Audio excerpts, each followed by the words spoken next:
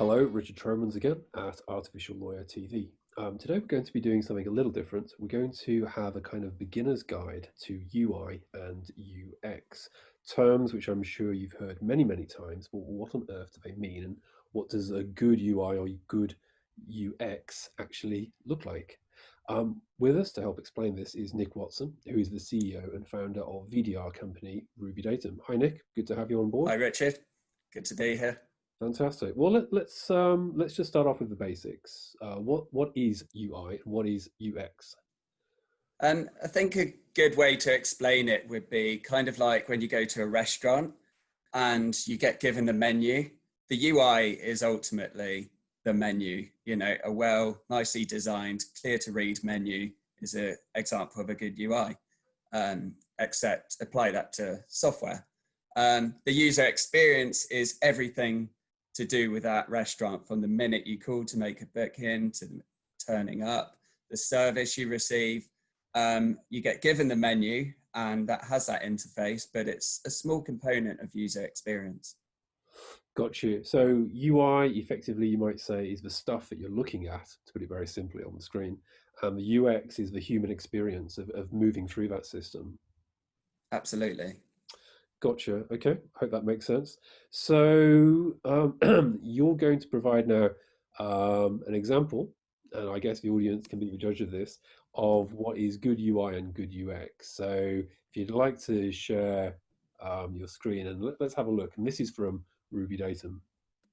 Yes, so this is our platform. A lot of user experience kind of research went into it. As you can see, as we kind of like click throughout the system, everything ultimately loads very rapidly. Or not. It was applying a dynamic watermark to this one, so it's got my name and today's date on there. So actually, the next time I go into that, it's a lot faster. I usually disable watermarks to show how quick things are. But you can do things like, you know, resize a document viewer, so you can click through results. You can search for things and the results appear kind of instantaneously. We use like very highly accurate text recognition processing software to scan the documents and return the results in a relevancy kind of base search engine. So kind of like when you go to a bad search engine, sometimes you search for a keyword and nothing is in a meaningful order. We take the kind of Google-esque approach where it looks at the ordering of words, it looks at intent, it looks at fuzzy searches, things like that. But, you know, I'm wary we don't have much time today. So I, you know, obviously don't want to start talking you through every single feature. But things like being able to customize the columns that you can see, resize these columns, we're all part of, you know, chatting with the users and reiterating the design and constantly going back to the drawing board to think about the most efficient, fastest and user-friendly way that Ruby Datum can work. You know, we've got things like right-click menus and kind of various kind of aspects that just all make up the user interface. Okay, if you can just go back to the main dashboard.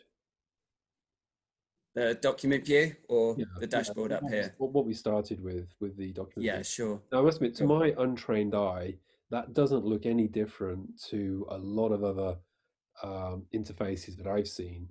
That's probably because, one, I have an untrained eye because I'm not a lawyer, and also perhaps I don't appreciate some of the things that it can do. So let's just dig into this again, just briefly. So, okay, so we've got a bunch of files, they're in a vertical table.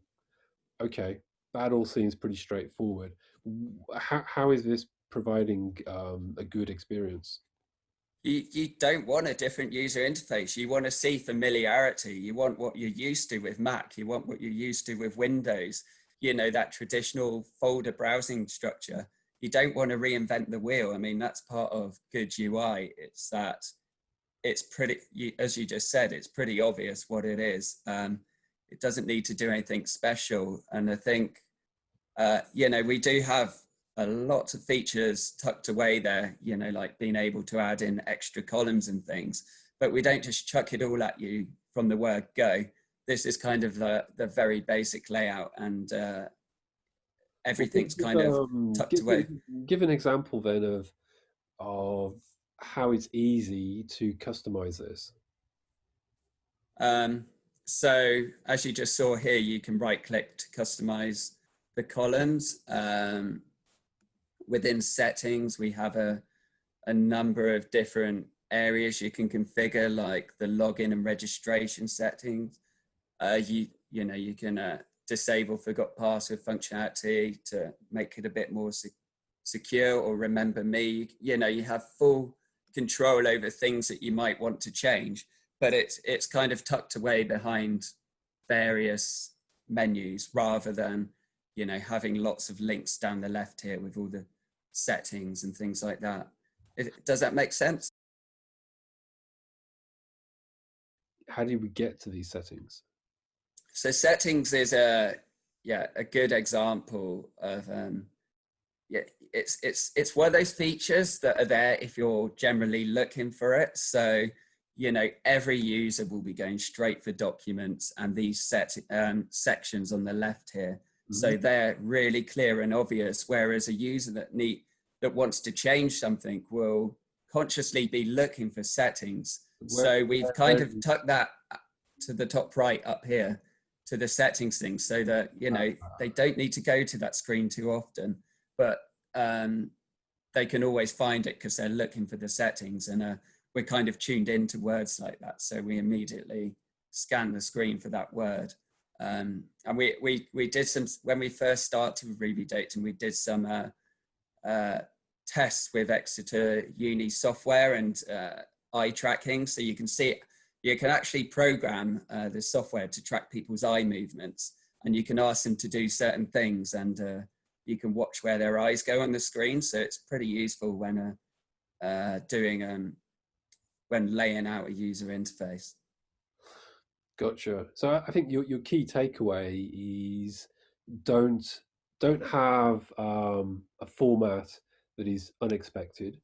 Um, don't sort of burn people's eyeballs with too many menu options. Don't have one of those menus in a restaurant that's got like 200 different first courses, because it's just confusing. And have in effect as little as possible whilst having what you still need. Exactly. I mean, a good example is our delete functionality. You only see the delete button when you've got items to delete checked here. And actually, when you click, most interfaces would probably say, are you sure you want to delete this as a security measure? But we kind of opted for items removed here, and then you can undo it and get them back in if you want to. So it's like a confirmation, but you don't have to click it unless you change your mind. But in any instance, we have the kind of deleted items here where you can restore things for up to 30 days. It's just thinking about more intuitive ways to approach things. Gotcha, gotcha. And so, I mean, in terms of the amount of time and effort that you put into this, which I guess is, to some degree, I'm sure it's lost on a lot of users. They probably don't appreciate the effort that you put into this. I mean, how much is that part of developing a piece of legal tech software? It's the more generally, like the more simple things are, if it's fast, it's highly functioning, yet still quick and easy to use. There's often a lot of things that go on behind the scenes. Like our upload facility is incredibly rapid, and we break every file out into hundreds of chunks and we upload them in parallel, which makes best use of your connection. We some of the larger files, it can actually zip through the browser on the fly if it detects your computer's powerful enough, and then send it. So it saves on bandwidth if you've got a slow connection. Just really kind of, our OCR technology is incredibly accurate. A search engine, there's so much that goes into that just to make it simple for the user. Gotcha, gotcha. Okay, well, let's just come back out of that. Yep. 1 second. So just more. I mean, I think I think that I was starting to understand that now. That, the effort that's gone into making it the way it is, and you might say the layering of options and so forth. I mean, more broadly, I mean, do you think in terms of the legal tech tools that you've seen, I imagine you've seen a few. I mean, does legal tech have good UI and UX? Um, it varies from platform to platform. I think the software that goes out to in-house counsel and to the end users is ultimately pretty good in general. I think some of the software that goes into law firms isn't so great, but it is changing. It's changing, albeit very slowly. And what are the main errors when people are designing these interfaces and so forth? What that you see in legal tech? What are the main errors? Not being able to say no to lawyers. It's kind of when you're designing something, you'll get this law firm saying we need this feature in because this person uses it. It's called design by committee, and it seems to be more prevalent in law.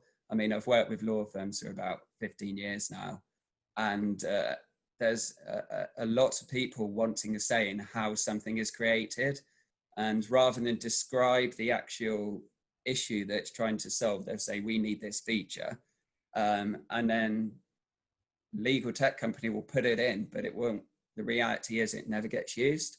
I think it's better to chat with as many always seek feedback, chat with as many people as possible, and then look at where the parallels are, the commonalities, and then prioritize it and actually put them into priority 1, 2, 3, and 4 and 5. And ultimately, priority 4 and 5 never really get done, because otherwise you're going to end up with an interface that's just crowded, like Yeah. going into a restaurant again, a menu that's 10 pages long, that people just want to try and find a pizza and they're looking through the pages and it's taking forever and no one can decide what they want. This person orders this and then someone changes their mind, and it's not a good user experience. Yeah, yeah, no, absolutely. Simplicity rules, absolutely. But let's just move now to the last question, really, which is outside of a legal village. Could you just give a couple of examples of where you think you've seen very good UI and UX? Yeah, sure. I mean, Uber's a great example. um, I'm sure many people watching have used it. It's just incredibly easy to use. But why is that? I mean, if we can just try and break it, just very briefly, if we can break it down, I'm sure most people have used Uber and most people probably do find it easy to use. What is, you know, if we could sort of put it into words, what is it that makes it so good? The simplicity of it. I mean, take for example, they don't crowd the interface too much. And a good example is when Uber Eats came along, they made it a separate app that integrates with Uber, so that you don't have Uber Eats like stores listed everywhere when you're just trying to order a lift from A to B. Um, I think that's kind of the way forward with legal tech in general. It's like products that do what they say they're going to do really well, that link with each other really well, rather than you know filling up interfaces with so many features that the users eventually don't know where to click. That's great. Thanks very much, Nick. That was a really good introduction to UI and UX. I hope to have you back on the show very soon. That's all, folks. There isn't necessarily anywhere I can direct you to at this point, but we will be doing more ALTV episodes like this that are hopefully helpful in relation to legal tech software. Thanks a lot, Nick. Take care.